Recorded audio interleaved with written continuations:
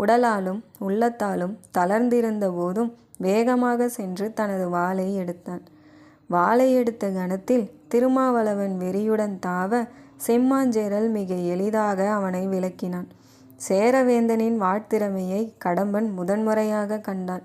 விராட மன்னனுடன் சிறிது நேரம் பயிற்சி எடுப்பது போல் சண்டையிட்ட செம்மாஞ்சேரல் போதுமென்று எண்ணி ஒரு நொடியில் முன்னேறி வாளை வீச வாளை பற்றி இருந்த திருமாவளவனின் கரம் வெட்டப்பட்டு தனியே போய் விழுந்தது. வலியே மரணத்தின் பாதை. ஒவ்வொரு உறுப்பின் வழியையும் உன்னை மரணத்திற்கு அழைத்துச் செல்கிறேன் என்று கூறி சேரவேந்தன் திருமாவளவனை நெருங்க கடம்பன் அதிர்ந்து போய் மாளிகையை விட்டு வெளியே வந்தான்.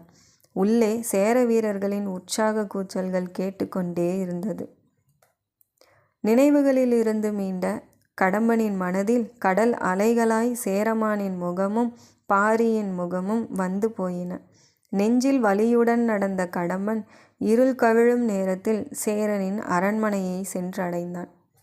அரண்மனையின் தனி அறையில் செம்மாஞ்சேரல் அமர்ந்திருக்க அவன் எதிரே படைத்தளபதி ராசசிம்மனும் மற்ற இரு உப தளபதிகளான பரிதி நாடனும் சுகேசனும் அமர்ந்திருந்தனர். பரம்பின் மீதான போருக்கு ஆலோசனைகள் நடந்து கொண்டிருந்தன. உள்ளே நுழைந்த காவலன் உப தளபதி கடம்பன் வந்திருப்பதாக கூற செம்மாஞ்சேரலின் முகம் மலர்ந்தது. வர சொல் என்றான் உற்சாகத்துடன். கடம்பன் மன்னனை வணங்க, வா கடம்பா, சென்ற காரியம் என்ன ஆயிற்று என்று வினவினான் ஆவலுடன்.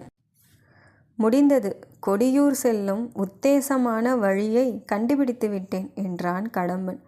உறுதியாக கணிக்க இயலவில்லை என்ற எதிர்மறையை பயன்படுத்தாமல் நேர்மறையில் பதிலளித்தான்.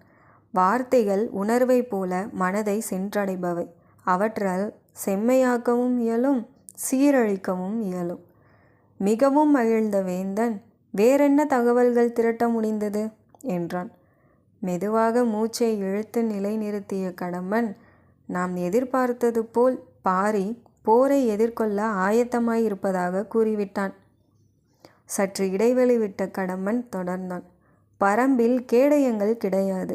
அவர்கள் பயன்படுத்தும் வேல் அம்புகளின் இரும்பு முனைகள் பழைய முறைகளினால் தயாரிக்கப்பட்டவை. எனவே நமது கேடயங்களை ஊடுருவும் அளவு உறுதியாக இருக்காது.